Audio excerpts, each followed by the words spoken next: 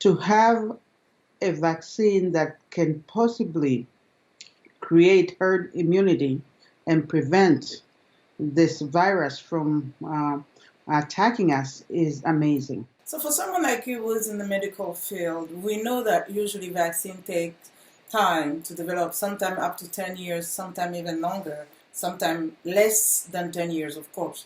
What are your thoughts in terms of the way this vaccine have been developed, what some people consider to be rush? The population needs to understand that RNA work has been ongoing for years and years and years.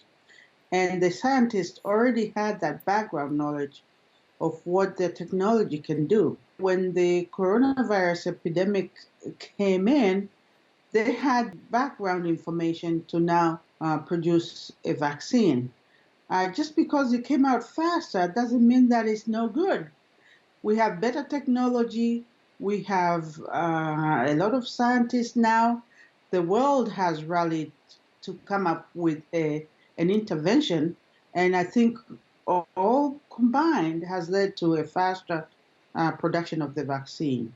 This may be like an obvious answer, but why did you decide to get vaccinated? I've seen such mortality as a physician, as a family member, as a friend.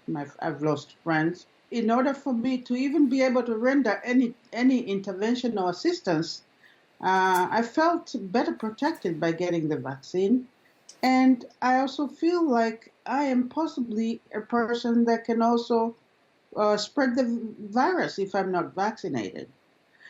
So I'm in a position to prevent other people from getting the virus and also to intervene as far as my knowledge and expertise in assisting with the care of those who do and being comfortable doing that. Those healthcare workers and frontliners who are not vaccinated are at a tremendous risk for infection, and we've seen so many of them die because of being at work. So all those have really encouraged me to do the right thing. I've also read about the vaccinations, and I'm well versed with what they can do. What vaccine did you take? Did you have a choice given that there is more than one vaccine? So I was offered Pfizer, and I took Pfizer. And basically, we went in and were registered, and then we were vaccinated, and then you had to wait 15 minutes before you left the premise to make sure that you didn't have any side effects or reactions. I took the first one, and then I was given an appointment to come back in 21 days to take the second one. So what do you say to All those right. who are skeptical? Our experience to date with the coronavirus is that it's dangerous, it's highly infectious, and the mortality is high. So when you do not take a vaccine that might prevent all this, I think you're making a big mistake, one. Secondly, the vaccine, this particular vaccine is made out of RNA. So it's not going to give you the coronavirus, which is what most people have understood, that when you take the vaccine, they inject coronavirus into you. When that RNA goes in and attacks the protein, it does not enter the cells. So you do not have the possibility of that vaccine really damaging your cell structure or changing the genetics of who you are.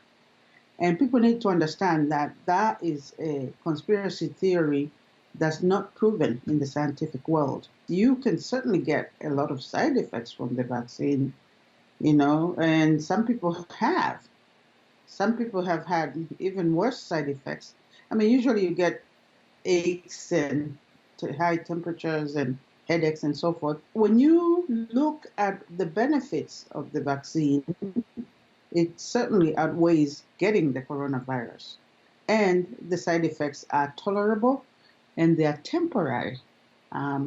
They go away. Sometimes it might be a long duration, but they go away. Dr. Mary Banda, thank you so much for joining us today. Thank you.